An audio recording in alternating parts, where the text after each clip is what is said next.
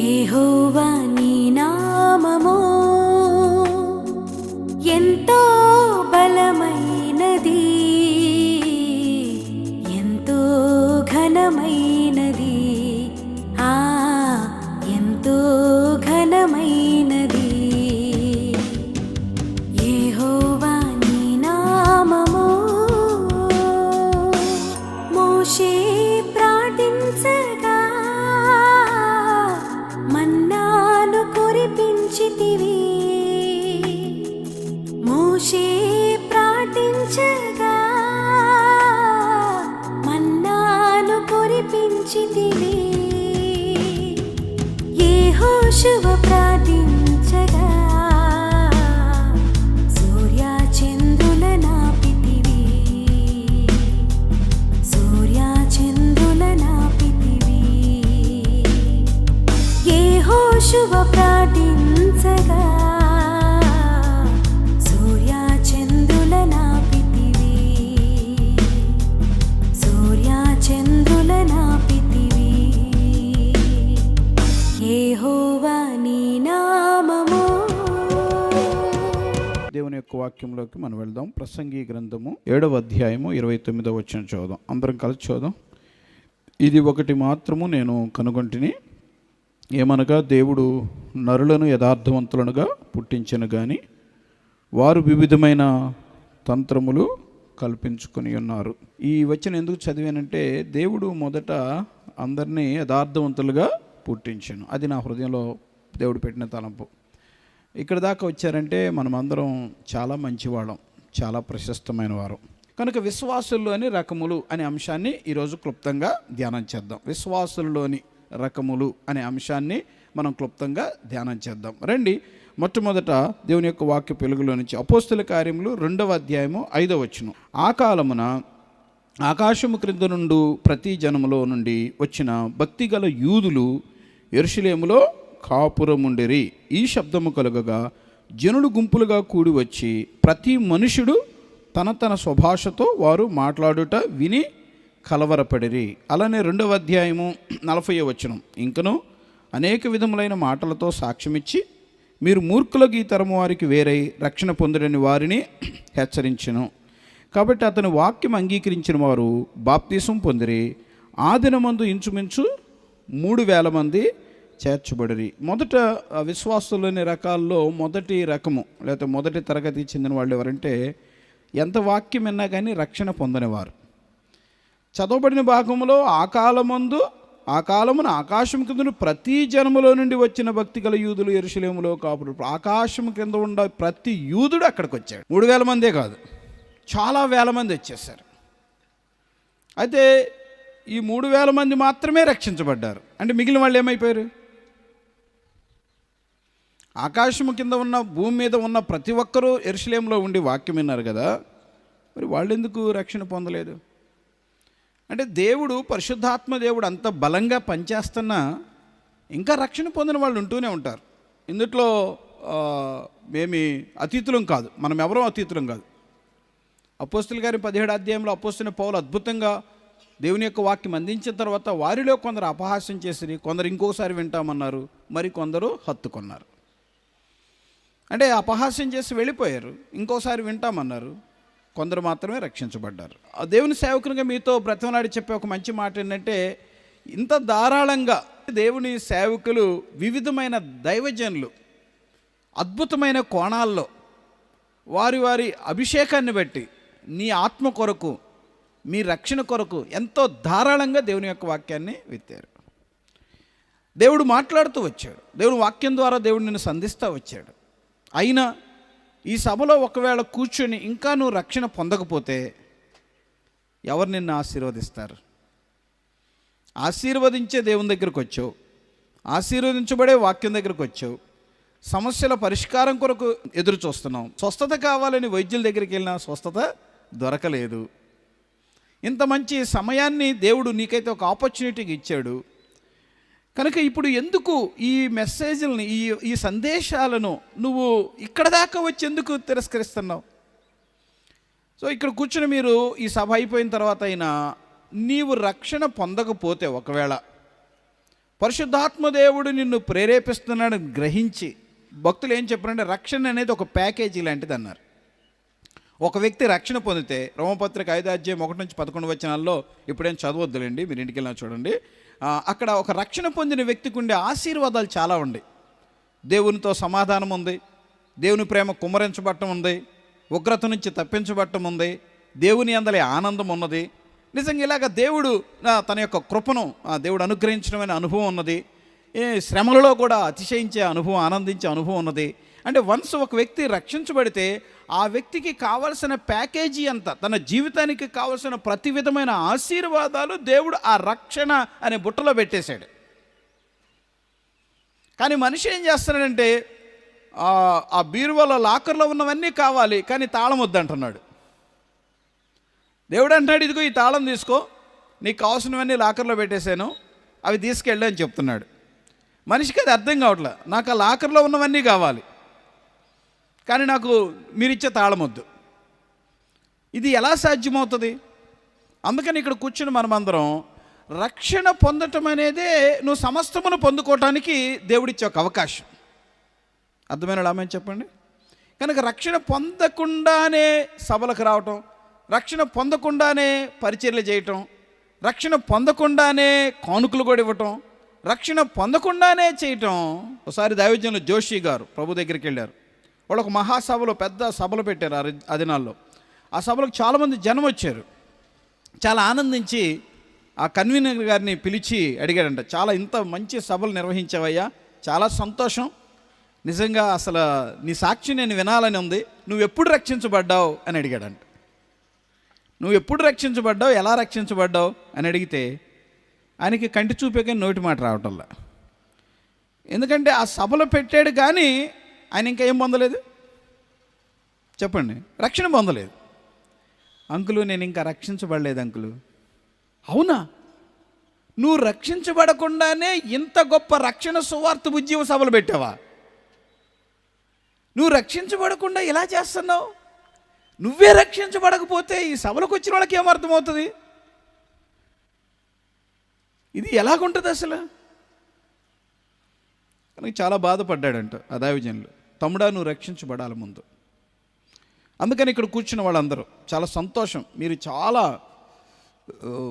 ఈ musical team, అట్లానే ఈ యొక్క టెక్నికల్ టీమ్స్ అంతా కూడా చాలా మిమ్మల్ని అభినందిస్తున్నా. దేవుడు మిమ్మల్ని వాడుకుంటున్నాడు. దేవుని సేవలో మీరు ఒక పాలి భాగస్తులు. కానీ దేవుడు మీ దగ్గర నుంచి ఆశించేదంటే మీరందరూ రక్షించబడ్డారా? మీరందరూ రక్షించబడ్డారా? అక్కడ వంటలు చేసేవాళ్ళు కానీ, వడ్డించేవాళ్ళు కానీ, ఈ కెమెరాలు చూసుకునేవాళ్ళు కానీ, ఈ సంగీత పరిచయం చేసేవాళ్ళు కానీ, ఆ సిస్టమ్ చేసి నువ్వు రక్షించబడాలి డాడీ, నువ్వు రక్షించబడకపోతే నరకానికి వెళ్ళిపోతావు డాడీ అన్నాడంట. ఆ డాడీ పక్కపక్క నవ్వాడంట. పిచ్చాడా, నాకు అంత మాట చెప్తావా? నన్ను అలాగ అడుగుతావా?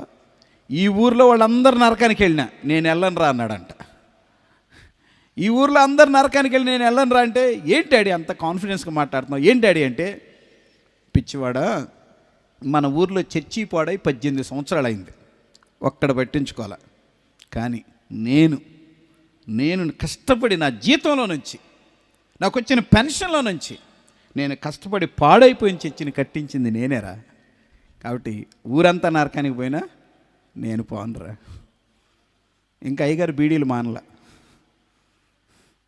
చెప్పాడంట, డాడీ చర్చి కట్టించింది నిజమే డాడీ, కానీ నీ జీవితాన్ని ఇంకా మార్చుకోలేదు కదా, నువ్వు ఇంకా కొన్ని అలవాట్లు నేను మానలేదు కదా. దేవుడు నువ్వు చర్చి కట్టించావా? మంచిది, చర్చి కట్టించు. కానుకలు ఇచ్చావు, మంచిది. పరిచయం చేస్తున్నావు, మంచిది. ఇంకా ఏదైనా చేస్తున్నావా? ఇప్పుడుదా కూర్చున్నావా? ఇంకా మంచిది. అయితే నువ్వు రక్షించబడ్డావా? దేవుని సన్నిధిలో ఉండదు, ఆయన రక్తం చేత కడగబడ్డావా? పాపము నుంచి విడుదల పొందావా? దైవికంగా ఎదుగుతున్నావా?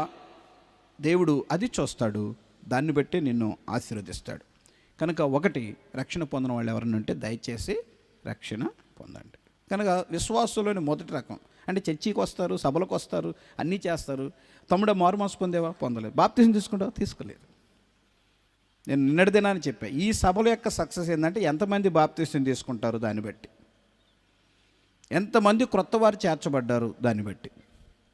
అది కాకపోతే అంత చెప్పుకోదాక విషయాలు ఏమీ ఇంతకంటే ఏం లేవు. ఇంత గొప్ప దైవజనులు వచ్చారు, ఇంత గొప్ప సిస్టమ్ పెట్టారు, ఇంత గొప్ప సంగీత పరిచర్య జరిగింది, ఇంకా రక్షణ పొందకపోతే what is the use of this meetings? ఈ సభల ద్వారా ఏంటి ప్రయోజనం? కనుక ఒకటి, రక్షణ పొందిన బిడ్డగానే ఉండాలి. రెండవది, దేవుని యొక్క వాక్యంలో వెలుగులో నుంచి మనం నేర్చుకునే పాఠం ఏంటంటే 2వ అధ్యాయం పుస్తకం 2:5 చదవండి. సరే, క్షమించి, మీరు మూర్ఖులకు ఈ తరము వారికి వేరై రక్షణ పొందుడని వారిని హెచ్చరించిన. కాబట్టి అతని వాక్యము అంగీకరించిన వారు బాప్తిసం పొందిరి. ఆ దినమందు ఇంచుమించు 3,000 మంది చేర్చబడిరి. అంటే వీళ్ళు రక్షణ పొందినవారు. సంఘంలో కానీ సభల్లో కానీ ఈ రకాల ప్రజలు ఖచ్చితంగా ఉండి ఉంటారు. రెండవ రకం రక్షణ పొందినవారు. చాలా సంతోషం. అతని వాక్యమును అంగీకరించిన వారు బాప్తిసం పొందిరి. అంటే రక్షణ పొందిన విధానం ఇక్కడ మాట్లాడబడుతుంది. రక్షణ పొందటం అంటే ఈ సభలకు వచ్చి అయ్యగారు వర్తమానం విన్న తర్వాత మీలో ఎవరైనా బాప్తిసాలు తీసుకునే లేండి అనగానే లేచి, అదిగో అక్కడ వాటర్ ఉన్నాయి అక్కడికి వెళ్ళండి అంటే వెళ్ళి అక్కడ నీళ్ళల్లో మునిగి బయటకు వచ్చి మేము రక్షించబడ్డాం అనే ఆలోచన కలిగిన వాళ్ళతో నేను మాట్లాడుతున్నాను. ఎందుకంటే ప్రస్తుత దినాల్లో కొన్ని సభల్లో ఇలా జరుగుతుంది. నేను ఒక సభకి వెళ్ళాను. ఆ దైవజనులు ఎవరైనా బాప్తిసాలు తీసుకునే వాళ్ళు లేచి నిలబడిన అన్నారు. చాలామంది లేచి నిలబడ్డారు. అయితే పలానా చోట బాప్తిసం ఇస్తున్నా వెళ్ళండి అన్నారు. ట్రాక్టర్ల మీద వెళ్ళిపోయారు. కొన్ని 100 మంది బాప్తిసాలు తీసుకున్నారు. బాప్తిసాలు తీసుకొని తడి బట్టలతో ఇళ్ళకి వెళ్ళిపోయారు. అంటే వాళ్ళు వచ్చేటప్పుడు కూడా బట్టలు తీసుకొని రాలా. వర్తమానం విన్న తర్వాత ఆ సేవకులు చెప్పినప్పుడు విన్నారు, బాప్తిసాలు కావాలంటే తీసుకోండి అన్నారు, తీసుకున్నారు, వెళ్ళిపోయారు. నేను వాళ్ళని అడిగాను, కొందరు సేవకుల్ని, తోటి వాళ్ళని, అయ్యో వాళ్ళు సిద్ధపడ్డారా? వాళ్ళకి రక్షణ గురించిన వర్తమానం పూర్తిగా అర్థమైందా? వాళ్ళు సంఘ క్రమానికి రక్షణ పొందిన తర్వాత జీవితానికి రక్షణ పొందే విధానానికి వాళ్ళకి తెలిసిందా? వెళ్ళారు, నీళ్ళల్లో మునిగారు, వచ్చేసారు. ఇంకా వాళ్ళని అడిగామనుకో, మీరు రక్షణ పొందారా? పొందాం. ఎప్పుడు పొందారు? అప్పుడు పొందాం. ఒక ఆమెను బాప్తిసం పొందావమ్మా అని అడిగారంట. రక్షణ పొందామంటే పొందానన్నాడు. ఎప్పుడు పొందారంటే పలానా మీటింగుల్లో సభల్లో బాప్తిసాలు ఇచ్చారు, అప్పుడు పొందినాడు. బాప్తిసాలు ఇచ్చారా? నువ్వు ఎట్లా బాప్తిసం తీసుకున్నావు అని అడిగారంట. అంటే ఆమె చెప్పిందంట, ఆ సభలో చాలామంది లేచారు, లేచి బాప్తిసాలకని రమ్మంటే చాలామంది వెళ్తున్నారు. వాళ్ళని చూడంగానే నాకు కూడా తీసుకోవాలనే గుబులు పుట్టింది అన్నాడు. వాళ్ళని చూడంగానే నాకు కూడా బాప్తిసం తీసుకోవాలని గుబులు పుట్టిందంటే అని గుబులు పుట్టింది, అందుకని వెళ్ళి బాప్తిసం తీసుకున్నాను అని చెప్పి. అప్పుడు ఆ సేవకుడు చెప్పాడంట, అయితే నువ్వు తీసుకున్న బాప్తిసం వాక్యమును అంగీకరించి తీసుకున్న బాప్తిసం కాదు, వాక్యానుసారమైన బాప్తిసం కాదమ్మా, ఆ బాప్తిసం గుబులు బాప్తిసం అన్నాడంట. ఇలాంటి మాస్ ఫీలింగ్స్ ఉన్న వాళ్ళకి గుబులు బాప్తిసాలు. కొంతమంది పెళ్లి జరిగేటప్పుడు తీసుకునే బాప్తిసం పెళ్లి బాప్తిసం. చీరాల దగ్గర ఒకళ్ళు బాప్తిసాలు తీసుకున్నారు. ఎందుకు తీసుకున్నారమ్మా అని అడిగితే వాళ్ళు చెప్పారంట, బాప్తిసం తీసుకున్న వాళ్ళకి ఒక బర్రె, ఒక బైబిల్ ఇస్తామన్నారండి అన్నారంట. దానికి ఆ సేవకుడు ఏం చెప్పండి, అది బర్రె బాప్తిసం. పెళ్లి బాప్తిసాలు, బర్రె బాప్తిసాలు, గుబులు బాప్తిసాలు, డబ్బులు బాప్తిసాలు, చర్చి కట్టిస్తామంటే బాప్తిసాలు, డబ్బులు ఇస్తామంటే బాప్తిసాలు. ఈ సభలలో బాప్తిసములు ఇవ్వబడును. చాలా బాగుంది. ఎవరికి ఇవ్వబడును? ఎందుకు ఇవ్వబడును? ఎలా ఇవ్వబడును? Doesn't matter. ఇచ్చేవాళ్ళకి ఇబ్బంది లేదు, తీసుకునే వాళ్ళకి ఇబ్బంది లేదు. ఇచ్చేవాళ్ళకి వాక్యంతో పట్టింపు లేదు, తీసుకునే వాళ్ళకి అసలే లేదు. చెప్పుకోవడానికి బాగుంది. ఈ మా సభలో 100 మంది తీసుకున్నారు. ఎవరు తీసుకున్నారు? ఎక్కడ తీసుకున్నారు? ఎలా తీసుకున్నారు? ఎక్కడి నుంచి వచ్చారు? ఎక్కడికి వెళ్తున్నారు? నో, అవేమీ తెలియవు. కనుక రక్షణ పొందిన వాళ్ళు దయచేసి అతని వాక్యమును అంగీకరించిన వారు, చెప్పడానికి సమయం కాదు కానీ యోహాను అరణ్యంలోనే కేక వేశాడు, పాప క్షమాపణ నిమిత్తం మారు మనసు పొంది బాప్తిసం తీసుకోండి అన్నాడు. మార్కు సువార్త 1:5. వాళ్ళందరూ తమ పాపములు ఒప్పుకొనుచు బాప్తిసం తీసుకున్నారు. ఆ రక్షణ పొందిన విధానంలో పశ్చాత్తాపం ఉంది. అపోస్తలుడైన పౌలు 19వ అధ్యాయం ఎఫెసీయులు రక్షించబడ్డారు. వాళ్ళు తమ పాపములు ఒప్పుకొనుచు తమ దగ్గర ఉన్న వాటిని అన్నింటినీ చించివేసి, పారవేసి, కాల్చివేసి బాప్తిసం తీసుకున్నారు. ఈ సంఘాల్లో కానీ వ్యక్తిగత జీవితాల్లో కానీ నష్టాలు, కష్టాలు ఎందుకు వస్తున్నాయి అని అంటే, రక్షణ పొందిన వాళ్ళకి సరైన అవగాహన లేని రక్షణ పొందారు. ఒక ఆయన అంటున్నాడంట, అయ్యా రక్షణ పొందావు కదా, క్రమంగా ఉండాలంటే, ఎట్లయితే అసలు నేను ఫస్ట్ తీసుకునేవాడిని కాదన్నాడంట. అప్పుడేమో రక్షణ పొందండి పొందండి పొందండి అంటే, సరే పొందితే ఏదో వత్తది అనుకున్నాను, అందుకని తీసుకున్నాను. పొందితే ఏదో రాకపోగా మీరు చాలా కండిషన్స్ పెడుతున్నారు, ఇట్లయితే నాకు అసలు వద్దన్నాడంట. మిమ్మల్ని భయపెట్టి మేము బాప్తీసాలు ఇవ్వదలుచుకోవటం లేదు, సంఖ్యాపరంగా చెప్పుకోవటానికి బాప్తీసాలు ఇవ్వదలుచుకోవటం లేదు. That is not real salvation according to the word of God. వాక్యానుసారాన్ని బట్టి, వాక్యమును పెట్టేది అది కానే కాదు. ఇక్కడ కూర్చుని మీరు check your spirituality, check your spiritual salvation. ఓ, నేను గ్రహింపుతో తీసుకున్నానా? నేను రక్షణ పొందాను గ్రహింపుతో పొందానా? రక్షణ పొంది నేను ఎలాగ ఉన్నాను? ఇది నేర్చుకోండి. కనుక రక్షణ పొందిన వారు మీరు కనుక కరెక్ట్ చేయబడకపోతే, ఓ గొప్ప దైవజనుడు చెప్పిన మాట ఏంటంటే, నిజముగా రక్షణ పొందిన వారు మరొకరిని రక్షించకుండా బ్రతకలేరు అన్నాడు. గట్టిగా చప్పట్లు కొట్టి దేవుని స్తుతిద్దాం. నిజముగా రక్షణ పొందినవాడు, నిజముగా రక్షణ పొందినవాడు. నేను 94 డిసెంబర్ 8వ తారీఖున రక్షణ పొందాను. రక్షణ పొందిన కాడ నుంచి చాలామందికి రక్షించబడాలని చెప్పి ప్రార్థన చేశాను, సువార్త చెప్పాను. ఇంకా అప్పుడు సేవకు రాలేదు, నా జీవన విధానాన్ని చూపించాను, రక్షించబడ్డారు చాలామంది. ఆ తర్వాత నేను 95 డిసెంబర్ 27వ తారీఖున సేవకు సమర్పించుకున్నాను. సేవకు సమర్పించుకున్న తర్వాత నాలో ఒక బలమైన ప్రేరణ, ఒక అగ్నిలాగా, దేవా నా బంధువులందరూ సేవకులు కావాలి, నాతో ఉన్నవాళ్ళు సేవకులు కావాలి, సేవకులు తయారు చేయబడాలి అని ఒక తీవ్రమైన వాంఛ నాలో పుట్టింది. తద్వారా అనేక మంది ఇన్స్పైర్ అయ్యారు దేవుని సేవ కొరకు. ఆమెను చెప్పండి. సో నేను చెప్పడానికి, నా గురించి చెప్పడానికి కాదు, కానీ నిజముగా రక్షణ పొందిన వాళ్ళు, నిజముగా సేవకు వచ్చిన వాళ్ళు ఖచ్చితంగా ప్రభావవంతంగా ఉంటారు. కనుక నువ్వు రక్షణ పొంది ఎన్ని సంవత్సరాలు అవుతుంది, ఎంతమందిని రక్షించావు? నేను ఒక తమ్ముడిని అడిగా, తమ్ముడా నువ్వు రక్షించి మరి ఎన్ని సంవత్సరాలు అయిందా? 12 సంవత్సరాలు అయిందన్న అన్నాడు. 12 సంవత్సరాలు అయిందా? చాలా సంతోషం. ఈ 12 సంవత్సరాల్లో ఎంతమంది రక్షించబడ్డారన్న? ఏం లేదు. సరే 12 సంవత్సరాల్లో ఒక్క వ్యక్తినన్నా రక్షణలోకి నడిపించావా అన్న? ఏం లేదు. కొంతమంది 30 సంవత్సరాలు అయిందన్న రక్షణ పొంది, ఎంతకాలం? 30 సంవత్సరాలు అయిందన్న. 30 సంవత్సరాలు, వెరీ గుడ్. 30 సంవత్సరాలు ఎంతమంది రక్షించబడ్డారు? నాదేముందన్న, దేవుడిదే. మరి 30 సంవత్సరాలు ఎన్ని ప్రసంగాలు నేను ఉంటావు? 30 సంవత్సరాలు ఎంత సాంబార్ దాగి ఉంటావు ఇట్లాంటి సభల్లో? 30 సంవత్సరాలు నీ కొరకు దేవుని సేవకుల గుండె ఎన్నిసార్లు కొట్టుకొని ఉంటుంది? నీ కొరకు దేవుని సేవకులు ఎన్ని ఉపవాసాలు ఉండి ఉంటారు? నీ కొరకు సంఘము ఎంత వెల చెల్లించింది? నువ్వు కూర్చున్న ఆ నేల కాస్ట్ ఎంత? నీ పైన తిరిగిన ఫ్యాన్ కాస్ట్ ఎంత? 30 సంవత్సరాలు రక్షణ పొందాను, 20 సంవత్సరాలు రక్షణ పొందాను, 10 సంవత్సరాల నుంచి రక్షణ పొందాను, 50 సంవత్సరాల నుంచి రక్షణ. అసలు ఈ చర్చికి నేనే సీనియర్ని.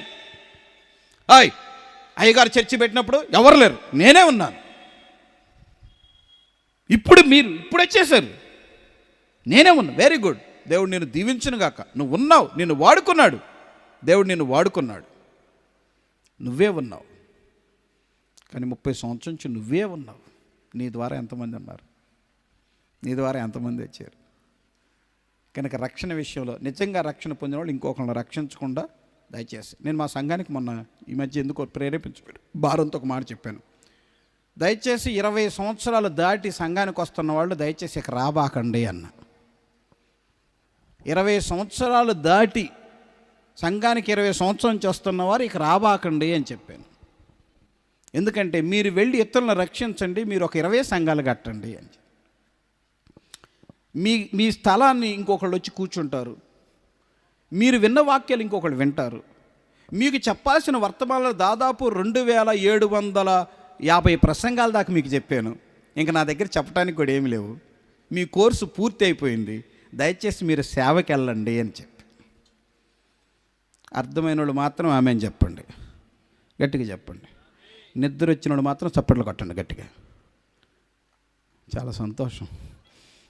సో 2750 ప్రసంగాలు నా గుండె ఎంత కొట్టుకొని ఉంటుందో, నేను ఎన్ని తలంపులు ఆలోచించుంటానో, ఎంత ధ్యానం చేసి ఉంటానో, ఎంత ప్రార్థన చేసి ఉంటానో, ఎంత కష్టపడి ఉంటానో, నా తలుపులు మూసేసుకొని నేను ఎన్నిసార్లు ఏడ్చుంటానో, ఎన్నిసార్లు ఉపవాసం ఉంటానో. ఇదంతా నీ కొరకే కదా, నీకోసం కదా.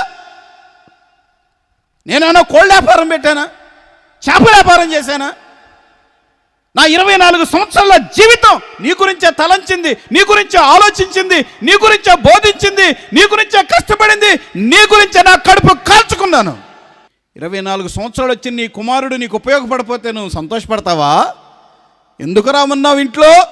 ఎందుకురా తింటున్నావు ఊరకనే? ఎక్కడి నుంచి వస్తుందిరా అన్నో? పోరా, నీ కాళ్ళ మీద నువ్వు నిలబడరా అనవా? సంఘాలు 30 సంవత్సరం నుంచి వచ్చిన విశ్వాసులతో శాంతి లేకుండా బ్రతకటం ఎంత దారుణం. అయ్యగారు ఏడ్చేది కొత్త వాళ్ళ గురించి కాదు, పాత వాళ్ళ గురించే. పిల్లలు చిన్నప్పుడు తల్లిదండ్రులు కౌగిలించుకుంటారు, ముద్దు పెట్టుకుంటారు. మా బంగారం, మా బంగారం, మా బంగారం. తెల్లగున్నాడు, ముద్దుకున్నాడు చిన్నప్పుడు. ఈ తెల్లగుండవాడు, ఈ ముద్దుకున్నాడు పెరిగి పెద్దవాడ 24-25 సంవత్సరాలు వచ్చినాక మా బంగారం తెల్లగుండాడు అందో. అరే చదువురా, అరే జాబ్ చేసుకోరా, అరే బయటికి వెళ్ళరా, అరే 10 రూపాయలు తేరా, అరే నీకోసం ఎంత కష్టపడ్డాంరా, నువ్వేంటి అట్టుంటావు? వాడు ఏం చేయకుండా 20-30 సంవత్సరాలు వచ్చినా కూడా ఇంట్లోనే కూర్చుంటే మమ్మీ ముద్దు పెట్టుకోదు, డాడీ ముద్దు పెట్టుకోడు, దిగులు పడతారు, గుండె జారి బాధపడతారు. సో రక్షణ పొందిన వాళ్ళు ఈ విషయం ఆలోచించండి. మూడో రకం విశ్వాసులు 5వ అధ్యాయము మొదటి నుంచి చదివితే ఒక మాట తెలుస్తుంది. 5వ అధ్యాయంలో మొదటి వచ్చి, అననీయ అని ఒక మనుషుని తన భార్య అయిన సప్పిర ఏకమే పొలమును భార్య ఏరుకొని వాడు దాని వలలో కొంత దాచుకొని కొంత తెచ్చి అపోస్తుల పాదముల యొద్ద పెట్టెను. 3వ వచనం, అప్పుడు పేతురు, అననీయ నీ భూమిలో కొంత దాచుకొని పరిశుద్ధాత్మను మోసపుచ్చుటకు సాతాను ఎందుకు నీ హృదయాన్ని ప్రేరేపించెను? 4వ వచనం చివరి భాగం, నీవు మనుషులతో కాదు దేవునితోనే అబద్ధమాడుతావని వానితో చెప్పాను. అననయ్య ఈ మాటలు వినుచునే పడి ప్రాణము విడువగా వినిన వారికి అందరికీ మిగులు భయము కలిగాను. ఈ కథ మీకు అందరికీ తెలుసు కదా. సో సంఘంలో విశ్వాసులు ఉండే రకాల్లో అబద్ధములాడే విశ్వాసులు, రక్షించబడని విశ్వాసులు, రక్షణ పొందిన విశ్వాసులు, సంఘ క్రమమును పాటించే విశ్వాసులు, అబద్ధములాడే విశ్వాసులు. ఇక్కడ కూర్చొని మీ అందరికీ నేను చెప్పే ఒక చిన్న మాట ఏంటంటే, ఒకవేళ నువ్వు అబద్ధములాడుతూ విశ్వాసంలో ఉండాల్సిన అవసరం ఉందా? చాలాసార్లు అనుకుంటే అబద్ధాలు ఆడకుండా ఎవరుంటారు పాస్టర్ గారు, అయ్యగారు? అబద్ధాలు తప్పదు కదా, కొన్నిసార్లు తప్పదు కదా, అవసరాన్ని బట్టే కదా అబద్ధాలు ఆడి. అవసరాన్ని బట్టి కాకుండా అవసరం లేకుండా కూడా ఆడతారా? విశ్వాసకి అవిశ్వాసకి తేడా ఉంది. కనుక నీతో ఒక చిన్న మాట చెప్పి నేను ముందుకు తీసుకెళ్తాను. సంఘంలోకి వస్తున్న విశ్వాసులు ఈ అననీయ సప్పీరలో అనుకున్న అబద్ధం ఆడితే అయ్యగారికి ఏం తెలుసు? నేను ఒక చోటకు పోయాను, ఇంకో చోట అని చెప్తాను, అయ్యగారికి తెలుసా? నేను కొంత దాచుకుంటాను, కొంత ఇస్తాను, అయ్యగారికి తెలుసా? అయ్యగారికి తెలవాల్సిన అవసరమే లేదు. ఎవరికి తెలుసు? పైన అయ్యగారికి తెలుసు. పేతురు అంటాడు, పరిశుద్ధాత్మను ఎందుకు మోసపుచ్చావు? నన్ను అనుకున్నావు నువ్వు మోసం చేస్తుంది, నన్ను కాదు బాబు, తమ్ముడా, నువ్వు నన్ను కాదు మోసం చేస్తుంది. అననయ్య, సప్పీరా, మీరు నన్ను కాదు మోసం చేస్తుంది, మీరు పరిశుద్ధాత్మను ఎందుకు మోసం చేస్తున్నారు? కనుక గుర్తుపెట్టుకోండి, విశ్వాసులైన ఆత్మీయులైన దేవుని బిడ్డలు మనం ఎదగటానికి దేవుడు మనల్ని మంచిగా సంఘానికి తెచ్చి ఆత్మీయంగా ఎదుగుతున్నప్పుడు ఈ అవసరాన్ని బట్టి తప్పులు మాట్లాడటం, అబద్ధాలు మాట్లాడటం, దేవుడు నిన్ను ప్రేరేపించినంత నువ్వు ధారాళంగా ఇవ్వటం నేర్చుకో. దేవుడు ఇస్తే కదా మనం ఇస్తుంది. దేవుడు ఇస్తేనే కదా మనం ఇవ్వగలిగేది. దేవుడు ఇవ్వకపోతే ఇవ్వగలమా? దేవుడు ఆరోగ్యం ఇచ్చాడు, ఉద్యోగం ఇచ్చాడు, 4 పైసలు ఇచ్చాడు, దేవుని భాగం ఇవ్వమంటున్నాడు. లేకపోతే ఎలాగొస్తాయి? సరే, వీటిని గురించి ఎక్కువ చెప్పాల్సిన అవసరం లేదు. ఒకసారి ఆలోచించు. నువ్వు వేసే కానుకలా పట్టుకో, ప్రభువా ఇది నేను నాకు తగినట్లు నువ్వు ఇచ్చినట్లు నేను ఇవ్వగలుగుతున్నానా? నువ్వు నన్ను ఆశీర్వదించావు, నువ్వు ఆశీర్వదించింది కొలదిస్తున్నానా? అయ్యగారండి ఒక ఆయనంట, మా దశం భాగాలను ఇస్తే మీ సేవకులు అలివవుతారా అన్నాడంట. కొంచెం మా భాష ఇబ్బందిగా ఉండి ఉండొచ్చు. ఆలోచించండి, నువ్వు ఎవరికి ఇస్తున్నావు? మనిషికా, దేవుడికా? ఎవరి దగ్గర పొందావు? దేవుని దగ్గర నుంచి, మనిషి దగ్గర నుంచా? దేవుడిచ్చాడు, దేవుడికి ఇస్తున్నావు. అయ్యగారు తేడా చేస్తే అయ్యగారు తోట తీస్తాడు కదా. ఎడ్వర్డ్ విలియం గారి భాషలో చెప్పాలంటే ఆయన తోలు తీస్తాడు అంటాడు ఆయన. అయితే నేను అంత కఠినంగా అంటే అంత ర్యాష్గా చెప్పలేను. అయ్యగారి తోలు తీయటానికి పైన అయ్యగారు ఉన్నాడు, ఆయన్నే విడిచిపెట్టరు కదా. బట్ నువ్వెందుకు అలా ఆలోచిస్తావు? దేవుడి పని నువ్వెందుకు చేస్తావు? దేవుని స్థానంలో నువ్వెందుకుంటావు? నువ్వు చేయాల్సింది చెయ్యి, నీకు ఇవ్వాల్సింది ఆయన ఇస్తాడు. ఇప్పుడు దాచుకున్నాడు, బహుశా అనుకున్నాడు అననీయ సప్పీరాలు మొత్తం తీసుకెళ్ళి ఆయనకి ఇస్తే మనకేముంటుందండి? మన భవిష్యత్తు ఏంటండి? మన పిల్లల భవిష్యత్తు ఏంటండి? ఓ ఆయన వస్తాడన్నాడు, ఎప్పుడు వస్తాడో మనకు తెలియదు కదా, కనుక కొంత దాచేద్దాం, కొంత దాస్తే హాయిగా బ్రతుకుతాం, కడుపు నిండా తింటాం, కంటి నిండా నిద్రపోతాం, హాయిగా బ్రతుకుతాం. ఈ తిక్కలోళ్ళు, ఈ పిచ్చివాళ్ళు అందరూ ఇచ్చేస్తున్నారులే, వాళ్ళకి ఏం తెలుసు? మనంత తెలివి వాళ్ళకు ఉందా? మనంత తెలివి ఉంటే వాళ్ళు అలా చేస్తారా? తెలివి లేనండి ఎక్కువ కానుకలు ఇచ్చేది. మనం తెలియగల వాళ్ళం, మనం చాలా జాగ్రత్తగా ఉండాలి, ఇచ్చేది కొంచెమైనా గట్టిగా కనపడాలి అని చెప్పి బ్రతకటానికి దాచుకున్నారు, కానీ బ్రతకగలిగారా? ఆమె చెప్తారు ఒకసారి. బ్రతకాలని దాచుకున్నారు, ప్రాణాలు కూలిపోయారు. ఆ కొంత దాచుకున్న కొంత కూడా తినలేకపోయారు. ఆది సంఘంలో ఎవరు అలా ప్రాణం పోలే, మొత్తం తమ స్థిరాస్తులు అమ్మి అపోస్తుల పాదాల దగ్గర పెట్టినాడు, హాయిగా బ్రతికారు, ఎవ్వరికీ తక్కువ కాల. ప్రతి వారు తమ తమ అక్కర కొలది పంచిపెట్టుకొని పండగ చేసుకున్నారు. అబద్ధాలు ఆత్మను చంపేస్తాయి, అబద్ధాలు అభిషేకాన్ని పోగొడతాయి, అబద్ధాల నమ్మకత్వాన్ని తీసేస్తాయి. నువ్వు ఆడేది ఒక్కసారి అబద్ధమే, కానీ అనుక్షణం నువ్వు పరీక్షించబడతావు. పోలీసులకు ఒక పద్ధతి ఉంటుంది, ఎవడైనా ఒకసారి దొంగతనం చేస్తే యాడ దొంగతనం జరిగినా వాడు ఎక్కడున్నాడో చూడండి అంటారంట. యాడ దొంగతనం జరిగిన ముందు వాడు ఏ ఊరిలో ఉన్నాడో ఎక్కడున్నాడో వాడిని తీసుకొచ్చి కొంచెం కనపడమని చెప్తారు. సార్ నేను ఎప్పుడో మానేశాను సార్. నువ్వు మానేసావు రైటేలేమ్మా, మా రూల్ ప్రకారం నేను బాల్, నువ్వు ఎక్కడున్నావు ముందురా?